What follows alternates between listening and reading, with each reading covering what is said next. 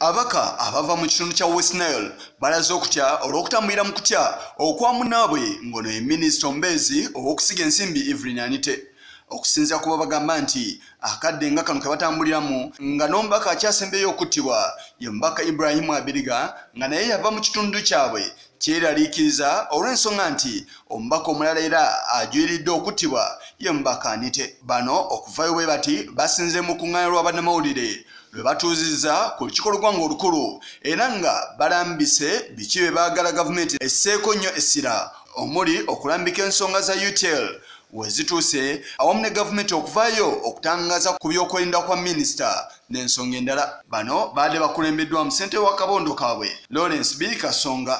An explanation from government on the threats to her life, Honorable Anite's life.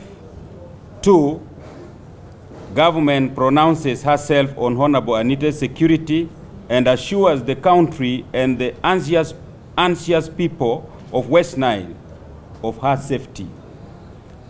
3, government formally communicates to Ugandans on state of affairs in UTL and status of UTL assets. Ye omumyuka wa kabondo kano alaze okutya nga bwe balekeddwa emabega awamu ne bannaabwe abawerako bwe battiddwa wabula nga teri alipoota efuluma. Here on a serious matter, issues concerning threat of life is not the first time we are seeing it in the West Nile region. We've lost several people, our leaders, our colleague, Ibrahim Abiriga, whose death up to now is not accounted for. And they have reached our own sister, Evelyn Anite. It is me who raised the matter of accountability on the floor of Parliament of ETL. We have all the information, we have all the data, which proves that there is corruption taking place at UTL. We have all the information. So Anite deserves credit. Bano era baweze nga bwe batagenda kuwakyanya muntu yenna agezaako kubatiisatiisa n'okutiisa omubaka Anite. Must tell the Ugandans and the world that this time anything which happens to Anite, we shall all resign from this parliament, walk back to West Nile, pick our people and leave this country and see how we are going to return back to this country. That must be taken note of, and that is it.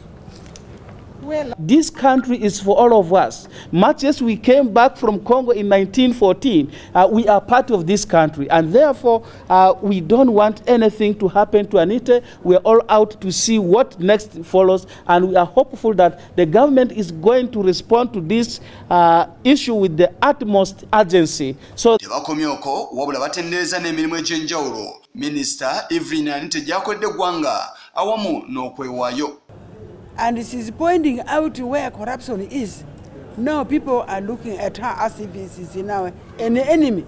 And yet she wants to save this government. She wants to say that really this corruption is eliminated. TL should be revived other than being liquidated. And I think there are systems in government that can look into that than some people taking it up in their hands and threatening her life. We have the IGG, we call upon the IGG to look into the matter.